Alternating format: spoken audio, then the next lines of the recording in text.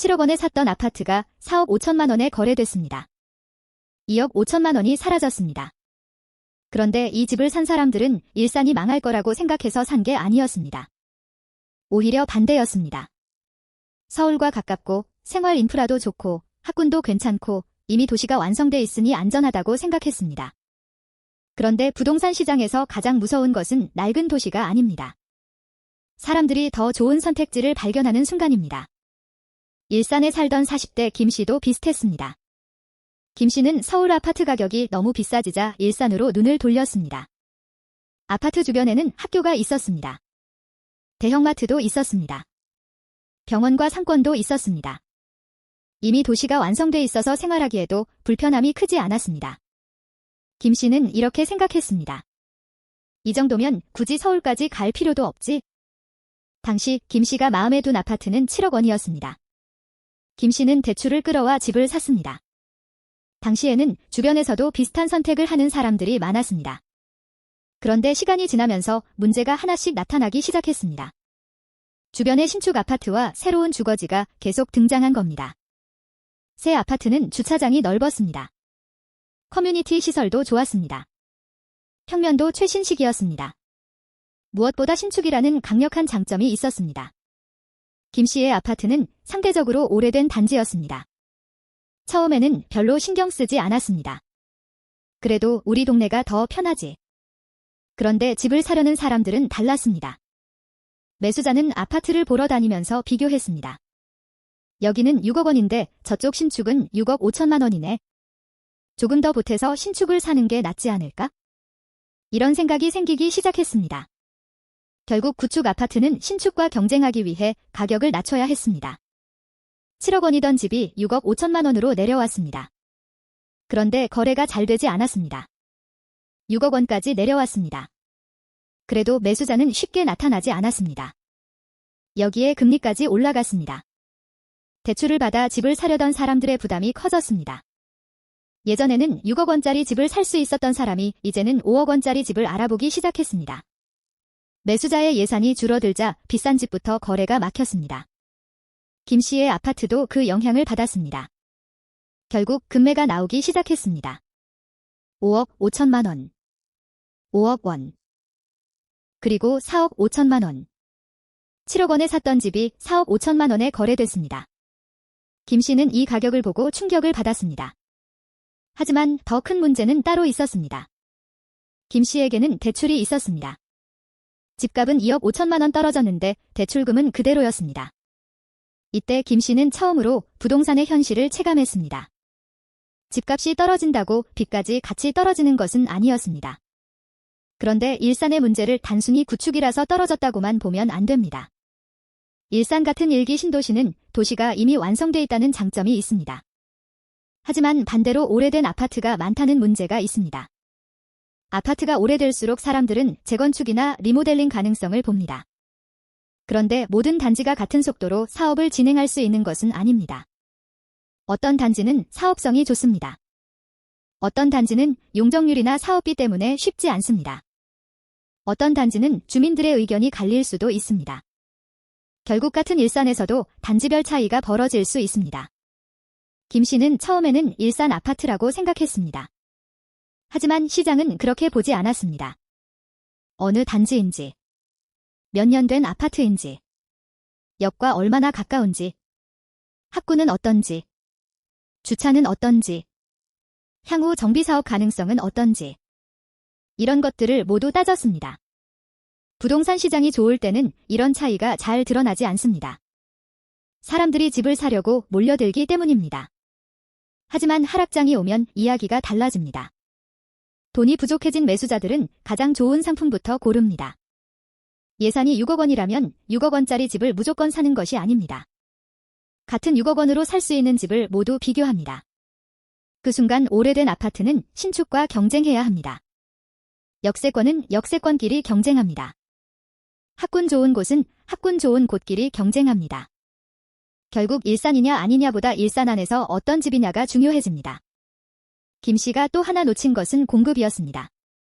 주변에 새로운 아파트가 공급되면 기존 아파트의 경쟁력이 약해질 수 있습니다.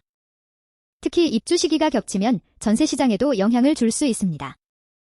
새 아파트에 입주하는 사람들이 기존 주택에서 빠져나오면 전세 물건이 늘어날 수 있습니다. 전세 가격이 내려가면 집주인 입장에서는 부담이 커집니다.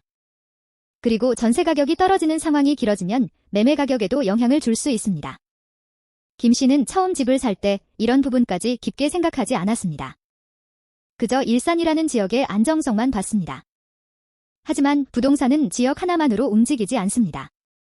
금리, 공급, 수요, 신축과 구축의 가격 차이, 교통, 정비사업, 전세 가격.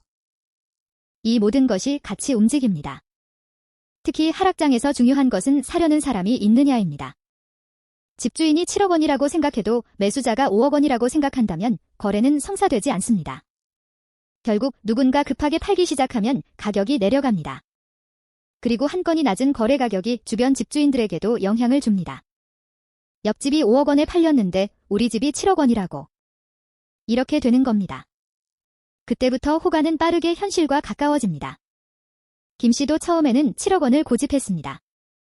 하지만 시장에서는 아무도 그 가격에 사주지 않았습니다. 결국 6억 원으로 내렸습니다. 그래도 안 팔렸습니다. 5억 5천만 원으로 내렸습니다. 그제야 문의가 들어오기 시작했습니다. 결국 4억 5천만 원 수준에서 거래가 발생했습니다. 여기서 중요한 것은 김 씨가 집을 잘못 샀느냐가 아닙니다. 당시에는 7억 원이 합리적으로 보였을 수도 있습니다. 문제는 부동산 시장의 가격은 영원하지 않다는 겁니다. 오늘의 7억 원이 내일도 7억 원이라는 보장은 없습니다. 그리고 집을 살 때는 상승 가능성뿐 아니라 하락 가능성도 계산해야 합니다. 김 씨는 이제 집을 살 때 예전과 다르게 생각합니다. 얼마나 오를까? 이 질문보다 먼저 묻습니다. 30% 떨어져도 내가 버틸 수 있을까?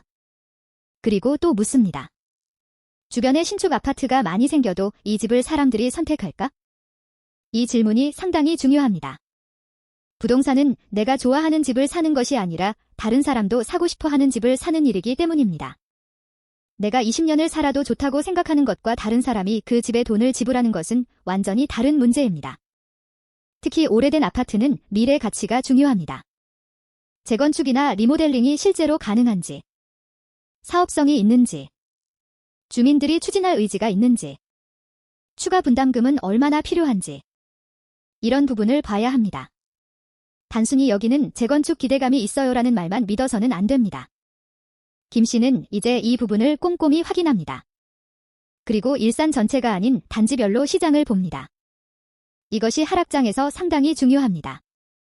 같은 지역이라고 해서 모두 같은 가격이 움직이는 것은 아니기 때문입니다. 어떤 단지는 가격이 크게 떨어지는데 다른 단지는 상대적으로 잘 버틸 수도 있습니다. 결국 부동산 시장이 어려워질수록 상품의 차이가 커집니다. 상승장에서는 아무거나 사도 오른다는 분위기가 생길 수 있습니다. 하지만 하락장에서는 좋은 것만 살아남는다는 현상이 나타날 수 있습니다. 김 씨가 7억 원에 샀던 집이 4억 5천만 원이 됐다는 가상의 사례는 바로 이 점을 보여줍니다. 일산이라는 도시가 갑자기 사라진 것도 아닙니다. 사람들이 모두 떠난 것도 아닙니다. 생활 인프라도 여전히 존재합니다. 문제는 가격입니다. 7억 원을 지불할 만큼 매력적인 집인가? 5억 원이라면 살 사람이 있는가? 4억 5천만 원이면 충분히 경쟁력이 있는가? 결국 가격과 상품의 관계가 바뀐 것입니다.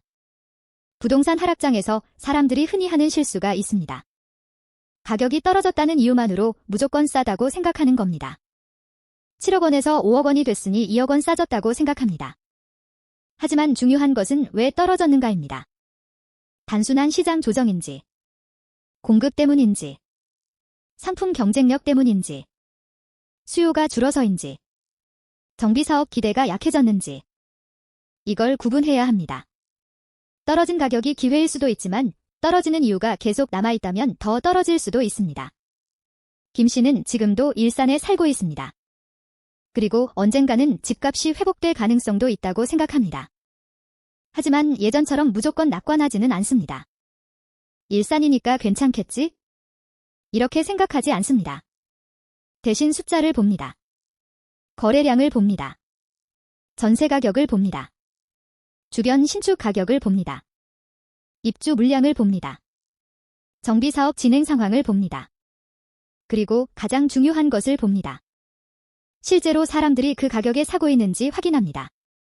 결국 부동산 가격은 뉴스가 결정하는 것이 아닙니다. 계획이 결정하는 것도 아닙니다.